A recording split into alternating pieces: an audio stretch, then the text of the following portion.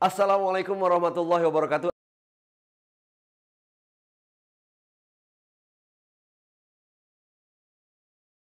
Pasti dalam kehidupan Anda pernah ditembak untuk melakukan pidato singkat atau short speech. Gimana rasanya? Deg-degan? Deg-degser?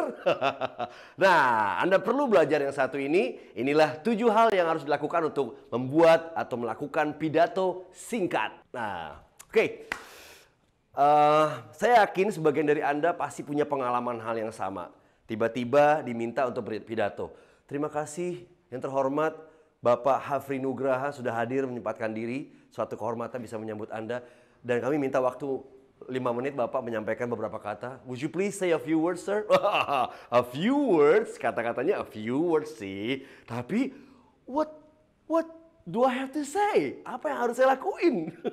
Apa pesannya gitu loh. Nah ini akan sering terjadi dalam kehidupan kita. Terutama kalau kita adalah seorang leader dengan keahlian tertentu, dengan profesi tertentu. Dan kita dicintai banyak orang dan dibutuhkan banyak orang. Ya bersiap-siaplah. Anda harus memberikan short speech dimanapun Anda pergi. Nah inilah 7 hal yang bisa dilakukan untuk membuat pidato singkat. Kita masuk yang pertama. Strip it down. Ya. Membuat list ya, dan turunkan list tersebut dan lepaskan satu persatu. Ya. Ada sebuah pertanyaan. Mana yang lebih penting? Apakah pidato saya mengikuti waktu yang ada atau waktu yang ada mengikuti pidato saya? Ya. Yang penting adalah pidato saya harus mengikuti waktu yang ada. Nah, ingat ya, sebuah teori mengatakan bahwa manusia itu memiliki short attention span. Makin lama kita berbicara, makin kecil perhatian orang terhadap apa yang kita mau sampaikan.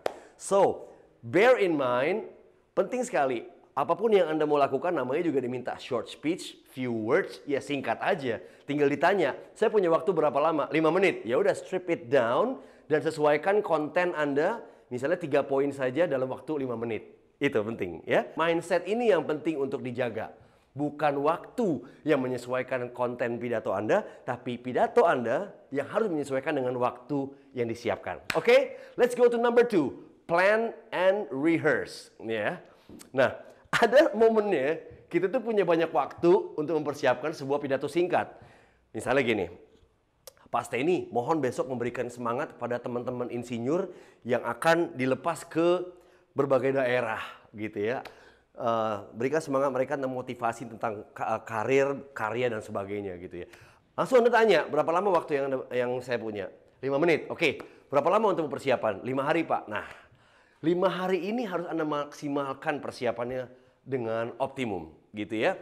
Dan membuat plan, list down, strip down what you want to say, termasuk objektifnya apa, dan latih, gitu ya. Tapi ada juga momen di mana Anda lagi datang ke dalam sebuah event, tiba-tiba, selamat siang Pak Steny, would you please say a few words to our students here?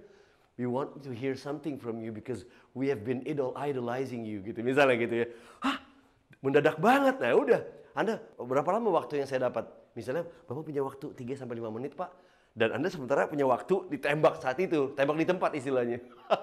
Nah, ambil waktu sesedikit apapun yang Anda punya untuk memikirkan poin yang Anda ingin sampaikan di panggung. Sesimpel si MC sedang memperkenalkan diri Anda. Ya, siapa Anda dan apa prestasi Anda dan apa tujuan Anda untuk berpidato, sambil Anda berpikir 3 poin apa yang saya mau sampaikan ya. Oh, poin A ini, poin B ini, poin C ini. Oke, 5 menit saya mau ngelakuin ini, menit pertama, menit kedua saya mau ngomong poin 1, poin 2, poin 3 dan terakhir kesimpulan dan closing. Nah, sesedikit apapun waktu Anda, plan and rehearse. That's the key. Oke, plan and rehearse.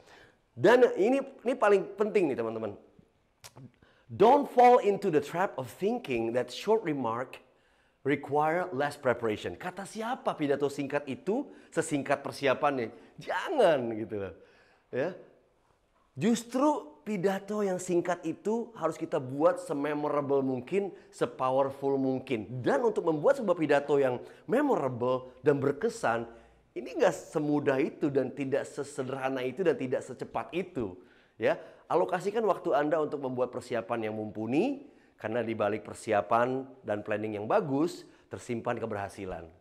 Ya, nggak ada lah, even sekelas our late President Soekarno, ketika dia berpidato, dia sudah mengalami banyak sekali panggung dan itu membuat dia confident enough. Oke, don't forget number 2, plan and research. Let's go to number 3, cut yourself off. Nah, di dalam sejarah orang menyaksikan pidato atau mendengarkan pesan-pesan dari seseorang, tidak ada pernah orang berharap kita berbicara lebih banyak.